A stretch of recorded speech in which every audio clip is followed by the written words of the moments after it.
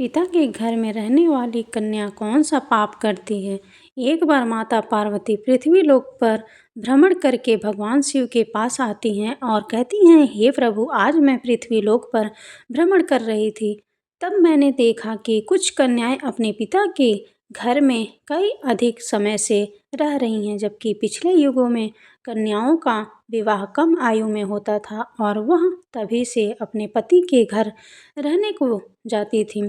तथा मैंने एक विचित्र घटना भी देखा है कि कई सारी कन्याएं विवाह के बाद भी पिता के घर में लंबे समय तक या बार बार पिता के घर रहने को जाती हैं। हे प्रभु, मैं जानना चाहती हूँ कि क्या एक पिता के घर में कुंवारी कन्या का कई अधिक समय तक रहना सही होता है या नहीं।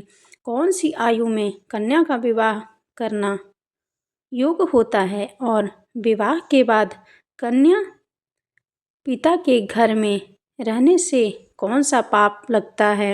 हे प्रभु, आप ही जगत के सत्य हैं और सत्य ही शिव हैं। शिव ही आदि और अनंत हैं।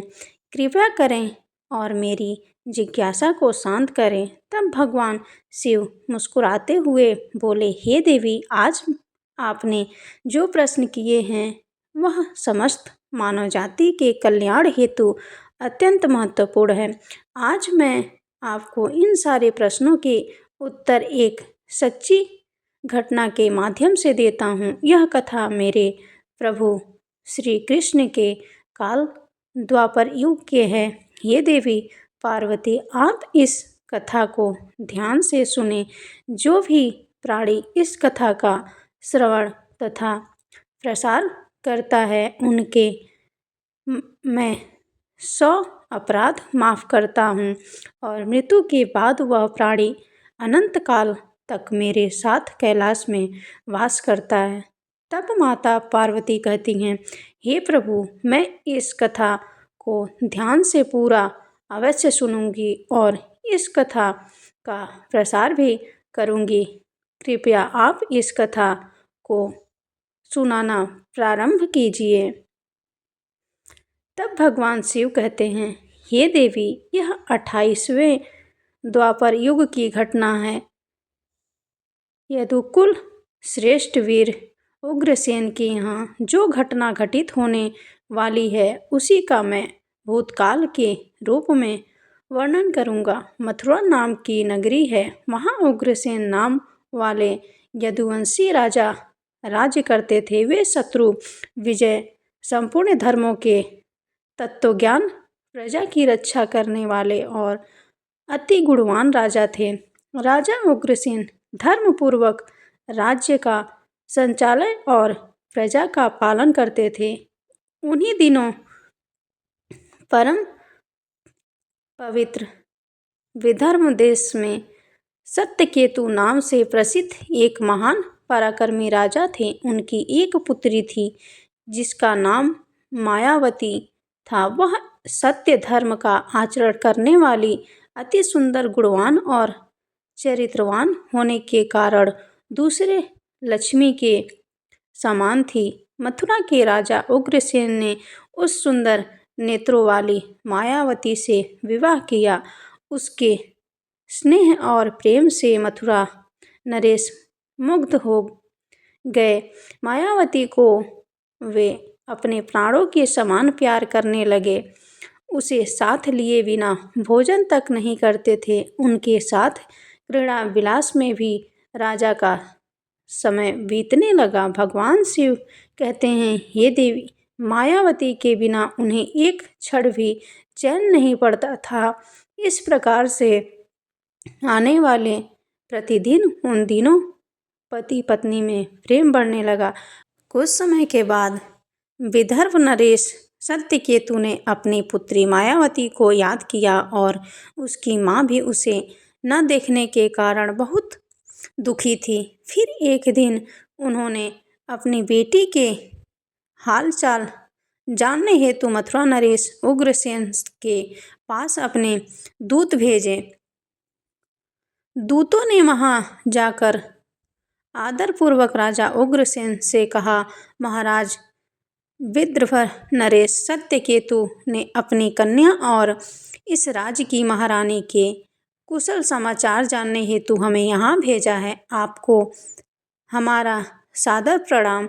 अगर उनका प्रेम और स्नेहपूर्ण अनुरोध आपको स्वीकार हो तो राजकुमारी मायावती को उनके यहाँ भेजने की व्यवस्था कीजिए। वह अपनी पुत्री को देखना चाहते हैं। राजा उग्रसेन ने जब दूतों के मुंह से यह बात सुनी तो वे भी प्रसन्न हो गए, क्योंकि वे भी चाहते थे कि रानी मायावती को आराम करने हेतु उनके पिता के यहाँ जाना चाहिए।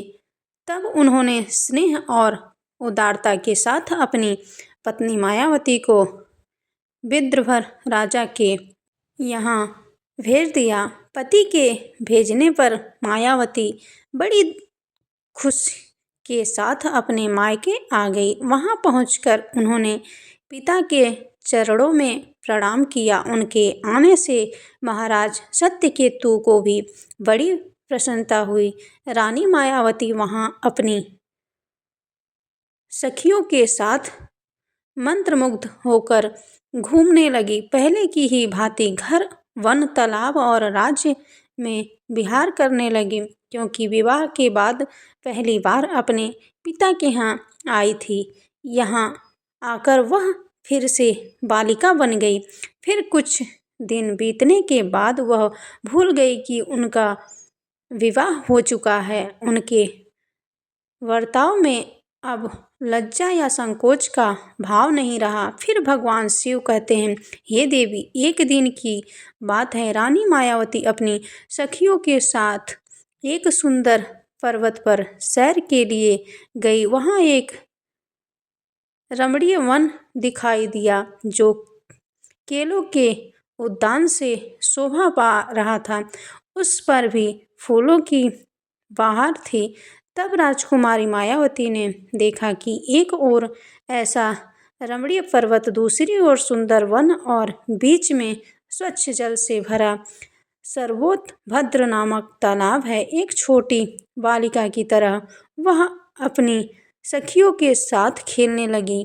वे सभी इस संसार को भूलकर खेल कूद में मग्न होकर पूरी तरह से डूब गईं। फिर वे तालाब में उतर गईं और हंसती गाती हुई जल क्रीड़ा करने लगीं। उसी समय कुबेर का सेवक गोभिल नाम का एक दैत्य दिव्य विमान में बैठकर आकाश मार्ग से कहीं जा रहा था। तब उसी समय तालाब के ऊपर आने पर उसकी दृष्टि मनमोहन सुंदर विदर्भ की राजकुमारी मायावती पर पड़ी, जो निर्भय होकर स्नान कर रही थी।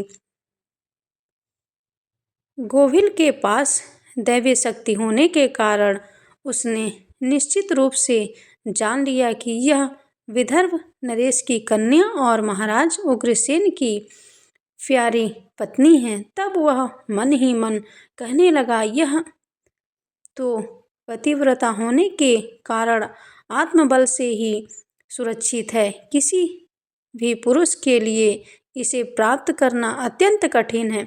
उग्रसेन अत्यंत महामूर्ख है, जो उसने ऐसे सुंदर पत्नी को मायके भेज दिया है। यह पतिव्रता नारी पराये पुरुष के लिए दुर्लभ है। और इधर कामदेव मुझे अत्यंत पीड़ा दे रहा है। मैं किस प्रकार इसके निकट जाऊं और कैसे इसका उपभोग करूं? भगवान शिव कहते हैं, हे देवी, राजकुमारी मायावती की सुंदरता पर मोहित दानव गहरी सोच में पड़ गया और फिर उसने अपने लिए एक उपाय निकाल लिया। फिर वह दानव गोभिल ने महाराज उग्रसेन का मायामय रूप धारण कर लिया और वही अंग, वैसे ही वस्त्र, उसी तरह का भेष और वही अवस्था।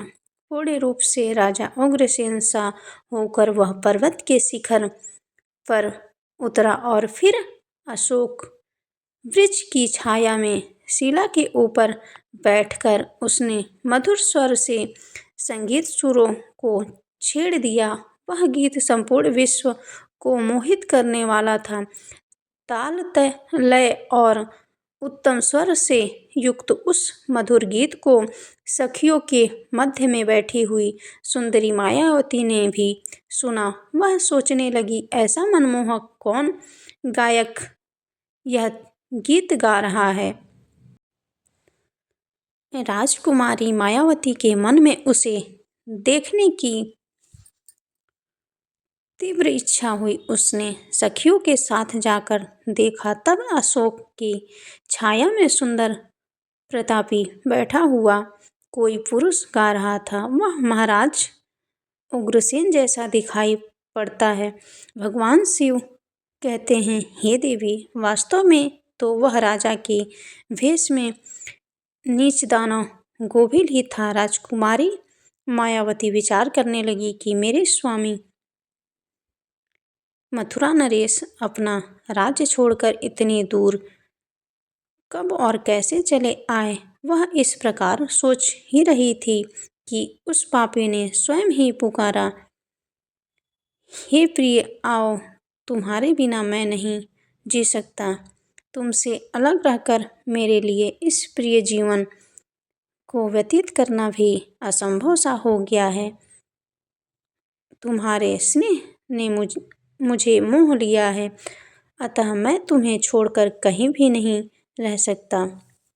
अपने पति रूपधारी दानव के ऐसा कहने पर राजकुमारी मायावती थोड़ी सी लज्जित होकर उसके सामने गई। वह दानव राजकुमारी मायावती का हाथ पकड़कर उसे एकांत स्थान में ले गया और वहाँ अपनी इच्छा के अनुसार उसका भोग किया। महाराज उग्रसेन के गुप्त अंग में कुछ खास निशानी थी जो उस पुरुष में दिखाई नहीं दिया। इससे राजकुमारी मायावती के मन में उसके प्रति संदेह उत्पन्न हुआ। राजकुमारी मायावती ने अपने वस्त्र संभाल कर पहन लिया, किंतु उसके हृदय में इस घटना से बड़ा ही दुख हुआ। वह क्रोध में आकर नीच दानव गोभिल से बोली, वो नीच, जल्दी बता तू कौन है। तेरा आकार दानव जैसा है, तू पापी और निर्दयी है।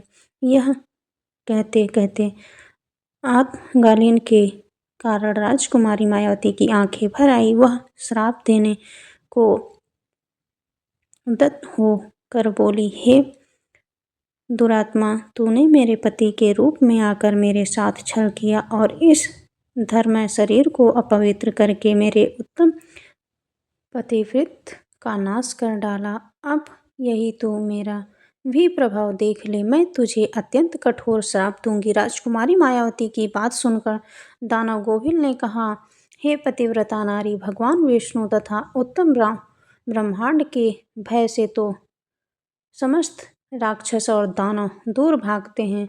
मैं तो दानव धर्म के अनुसार ही इस पृथ्वी पर विचरण कर रहा हूँ।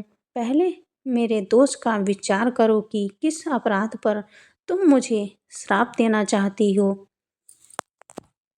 तब राजकुमारी मायावती बोली, हे पापी दानव, मैं साध्वी और पतिव्रता हूँ। मेरे मन में केवल अपने पति की कामना रहती है। मैं सदा उन्हीं के लिए तपस्या किया करती हूँ। मैं अपने धर्म मार्ग पर स्थित हूँ, किंतु तूने माया रचकर मेरे धर्म के साथ ही मुझे भी नष्ट कर दिया। इसीलिए हे दुष्ट दानव, तुझे भी मैं भस्म कर डालूंगी। तब दानव गोभिल बोला, हे राजकुमारी, यदि तुम उचित समझो तो यह बात ध्यान से सुनो। मैं धर्म की ही बात कर रहा हूँ।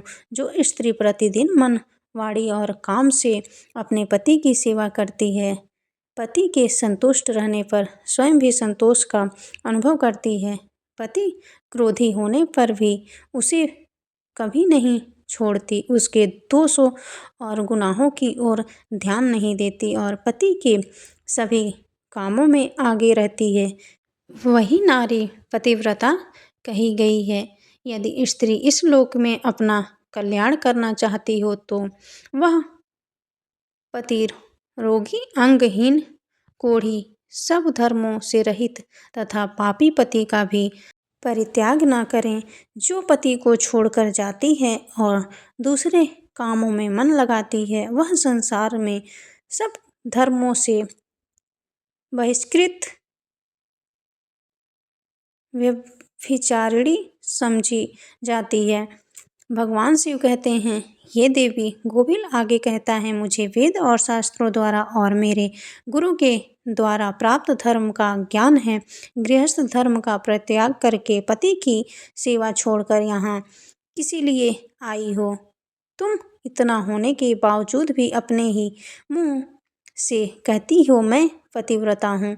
कर्म से तो तुम में पतिव्रत का छोटा सा अंश भी नहीं दिखाई देता है। तुम डर भय छोड़कर पर्वत और वन में मतवाली होकर घूमती फिरती हो, इसीलिए तुम पापिनी हो। मैंने यह महान दंड देकर तुम्हें सीधी राह पर लाया है। अब कभी तुमसे ऐसी धृष्टता नहीं हो सकती। बताओ तो, पति छोड़कर किस लिए यहाँ आई हो? यह श्रृंगार, यह आभूषण तथा यह सुंदर वेशभूषा धारण करके क्यों खड़ी हो? पापनी, बोलो ना, किस लिए और किसके लिए यह सब लिया है? कहाँ है तुम्हारा पतिव्रत? मेरे सामने व्यभिचारिणी स्त्रियों के समान वर्तमान करने वाली नारी, तुम इस समय अपने पति से 400 कोस दूर हो। कहाँ है तुम में पति को देवता मानने का भाव? पापनी कहीं की, तुम्हें लज्जा नहीं आती? तुम्हें क्या मुझे ही अपने वर्तमान पर घृणा होती है? तुम क्या मेरे सामने बोलती हो? कहाँ है तुम्हारी तपस्या का प्रभाव? कहाँ है तुम्हारा तेज और बल? आज ही मुझे अपना बल और पराक्रम दिखाओ। तब राजकुमारी मायावती बोली, ओ नीच असुर, सुन, मेरे पिता ने स्नेहवश मुझे पति के घर से बुलाया है।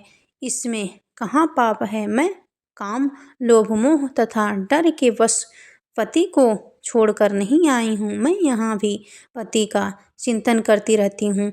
तुम में भी छल से मेरे पति का रूप धारण करके ही मुझे धोखा दिया है। तब गोविल दानव ने कहा, मायावती, मेरी युक्त बात सुनो। अंधे मनुष्य को कुछ दिखाई नहीं देता। तुम धर्मरूपी नेत्र से हीन हो, फिर कैसे मुझे यहाँ पहचान पाती? तुम्हें ज्ञात था कि तुम्हारे पति इतनी दूर कभी नहीं आ सकते थे, फिर भी तुमने मेरे साथ संबंध बनाए। जिस समय तुम्हारे मन में पिता के घर आने का भाव उत्पन्न हुआ, उसी समय तुम पति की भावना छोड़कर उनके ध्यान से मुक्त हो गई थी। पति का निरंतर चिंतन ही नारियों के धर्म है। जब वही नष्ट हो गया है तो क्यों स्वयं को पतिव्रता कहती हो? तब भगवान शिव कहते हैं, हे देवी, दानव गोविल कहता है, जब तुम्हारे हृदय की आंखें ही फूट गई, तब ज्ञान नेत्र से हीन होने पर तुम मुझे कैसे पहचान पाती? दानव गोविल की बात सुनकर राजकुमारी मायावती जमीन पर बैठ गई। उसके हृदय में बड़ा दुख हो रहा था। तब दानव गोविल ने कहा, हे राजकुमारी, मैंने तुम्हारे उदर में जो अपने बेर की स्थापना की है, उससे तीनों लोगों को त्रास पहुंचाने वाला पुत्र उत्पन्न होगा। ऐसा कहकर वह दानव गोविल वहां से चला गया। भगवान शिव कहते हैं, ये देवी, गोविल एक ज्ञानी दानव तो था, किंतु वह बड़ा ही दुराचारी और पापात्मा था। उसके चले जाने पर राजकुमारी मायावती अत्यंत दुखी होकर रोने लगी। जिसके रोने की आवाज़ सुनकर सखियाँ उसके पास दौड़ी आई और पूछने लगी, हे राजकुमारी, आप क्यों रोती हो? मथुरा नरेश महाराज उग्रसेन कहाँ चले गए? राजकुमारी मायावती ने अत्यंत दुख से रोते रोते अपने चले जाने की सारी बात बता दी। फिर सभी सखियाँ उसे उसके पिता के घर में ले गई। उस समय वह शोक से कतराती हुई थर थर काँप रही थी। सखियों ने राजकुमारी मायावती के माता के सामने सारी घटना सुना दी। उसे सुनते ही महारानी अपने पति के महल में गई और उनसे कन्या का सारा वृत्तांत उन्होंने कह सुनाया। उसे सुनकर महाराज सत्यकेतु को भी बड़ा दुख हुआ। उन्होंने सावरी और वस्त्र आदि देकर कुछ लोगों के साथ पुत्री को वापस मथुरा उसके पति के घर भेज दिया। राजा उग्रसेन मायावती को आए देख बहुत प्रसन्न हुए। वह रानी से बार बार कहने लगे, हे प्रिय, मैं तुम्हारे बिना जीवन व्यतीत नहीं कर सकता था। अच्छा हुआ तुम शीघ्र ही लौट आई। हे मायावती, तुम अपने गुणशील, शक्ति, सत्य और पतिव्रत आदि सद्गुणों से मुझे अत्यंत प्रिय लगती हो। अपने प्रिय पत्नी मायावती से ऐसा कहकर महाराज उग्रसेन उसके साथ विहार करने लगे। सब लोगों को भय पहुंचाने वाला उसका भयंकर गर्व दिन व दिन बढ़ने लगा, किंतु उस गर्व का कारण केवल मायावती ही जानती थी। अपने उदर में बढ़ते हुए उस गर्व के बारे में मायावती को दिन रात चिंता बनी रहती थी। 10 वर्ष तक वह गर्व बढ़ता ही गया। तत्पश्चात उसका जन्म। भगवान शिव कहते हैं, हे देवी, वह अति तेजस्वी महाबली दुराचारी प्रजा को कष्ट देने वाला कंस था, जिसके भय से तीनों लोकों के निवासी थर थर कांप उठे थे। उसके बाद भगवान श्री कृष्ण के हाथ से मारा गया, तब जाकर उसे मोक्ष की प्राप्ति हुई। तब माता पार्वती कहती हैं, हे प्रभु, ऐसी घटनाएं भविष्य में घटित होने वाली है, यह मैंने भी सुन रखा है। तब भगवान शिव कहते हैं, हे देवी, मैं आपसे जो कुछ कहा है वह समस्त पुराणों का निश्चित मत है। इस प्रकार पिता के घर में रहने वाली कन्या बिगड़ जाती है, अतः पिता को कन्या को घर में रखने का मोह नहीं करना चाहिए। भगवान शिव कहते हैं, हे देवी, अब मैं आपको एक कुंवारी कन्या के विषय में कुछ महत्वपूर्ण बातें बताता हूँ। सभी ध्यान से सुनो। जब कोई भी कन्या जवान हो जाती है तो वह विवाह के योग बन जाती है। तब माता पिता को योग वर का चुनाव कर उसका विवाह करना चाहिए। उसे कभी भी लंबे समय तक घर में नहीं रखना चाहिए। पति के घर में ही उसका पालन पोषण होना उचित है। वहाँ रहकर वह भक्तिपूर्वक जो उत्तम गुण सीखती है, वह पति की सेवा करती है, उसके कुल की कीर्ति बढ़ती है और पिता की भी सुखपूर्वक जीवन व्यतीत करता है।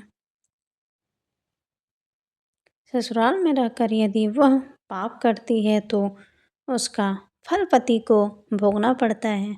वहाँ सदाचार पूर्वक रहने से वह सदा पुत्र पौत्रों के साथ वृद्धि को प्राप्त होती है। कन्या के उत्तम गुणों से पिता की कीर्ति बढ़ती है और दोनों कुलों के पितृगण संतुष्ट होकर आशीर्वाद देते हैं। फिर भगवान शिव कहते हैं, हे देवी, दामाद के साथ भी कन्या को अपने घर नहीं रखना चाहिए। ऐसा करने से उस पुरुष के मान सम्मान में समय के साथ साथ कमी हो जाती है और उसे भी पाप लगता है। तब जब कन्या विवाह योग्य बन जाए तो पराये लोग उस पर बुरी नज़र डालना शुरू करते हैं।